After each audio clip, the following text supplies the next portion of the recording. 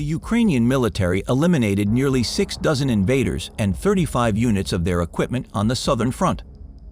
As the South Operations Command reports, missile and artillery units carry out more than 350 firing missions, eliminating 58 attackers and several dozen pieces of equipment, in particular, 9 tanks, 17 vehicles, 4 Mstets and Mstb howitzers, self-propelled howitzers, eketsia, mortars, command and staff vehicles, Grad NLRS anti-tank missile systems.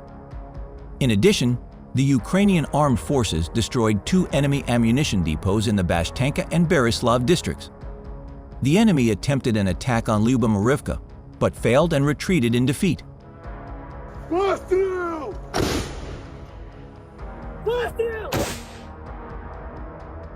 President Volodymyr Zelensky said Ukrainian forces had recaptured more settlements in Kherson, one of the parts of the Russian-occupied south that Moscow claims it has annexed.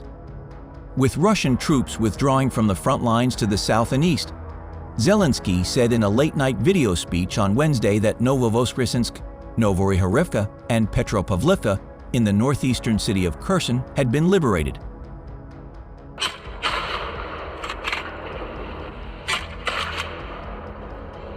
Meanwhile, Ukrainian forces recaptured the town of Ducheny along the western bank of the Dnipro River, which divides the country.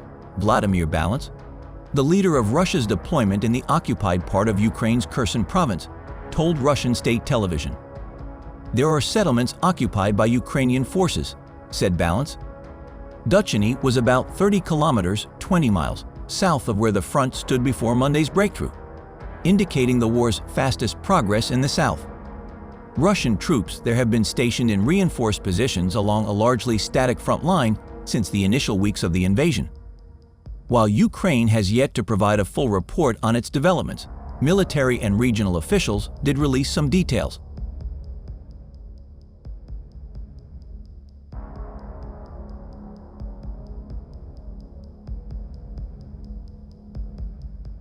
Soldiers from Ukraine's 128th Mountain Assault Brigade fly the blue and yellow national flag in Liubomyrivka, a village between the former front and the Dnipro, according to a video released by the Defense Ministry. The southern advance is targeting supply lines for as many as 25,000 Russian troops on the Dnipro's west bank. Ukraine has already destroyed the river's main bridges, forcing Russian forces to use makeshift crossings. A substantial advance downriver could cut them off entirely. The fact we have broken through the front means that the Russian army has already lost the ability to attack, and today or tomorrow it could lose the ability to defend, said Olej Danal, a military analyst based in Kyiv. Ukraine appears to be on course to achieve several of its battlefield objectives, giving it a much better defensive position to ride out what probably will be a tamping down of the hot fighting over the winter, Celeste Wallander, a senior Pentagon official, said on Monday. Just hours after a concert on Moscow's Red Square on Friday where Russian President Vladimir Putin proclaimed the provinces of Donetsk, Luhansk, Kherson, and Zaporizhzhia to be Russian territory forever, Ukraine recaptured Lyman, the main Russian bastion in the north of Donetsk province. The Russian retreats in Kherson mean that Ukraine has now made gains on at least 3 fronts in recent weeks, as it continues to fight a months-long invasion that some believe would result in a quick Russian victory. Ukraine launched its Kherson counteroffensive in late August, and then began a surprise counteroffensive in the eastern Kharkiv region in early September. Over the weekend, Ukraine advanced in the Donetsk region by retaking the city of Lyman, which the UK Ministry of Defense described as a significant political setback for Russia. Relying on Western-supplied weapons, Ukraine has followed up on last month's gains in the northeastern Kharkiv region by pressing deeper into occupied areas and forcing Russian troops to withdraw from the city of Lyman, a key logistical hub.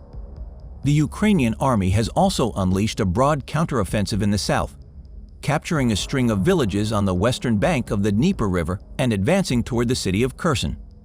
The Ukrainian gains in the Kherson region followed relentless strikes on the 2 main crossings over the Dnieper that made them unusable and forced Russian troops on the western bank of the Dnieper to rely exclusively on pontoon crossings, which also have been repeatedly hit by the Ukrainians.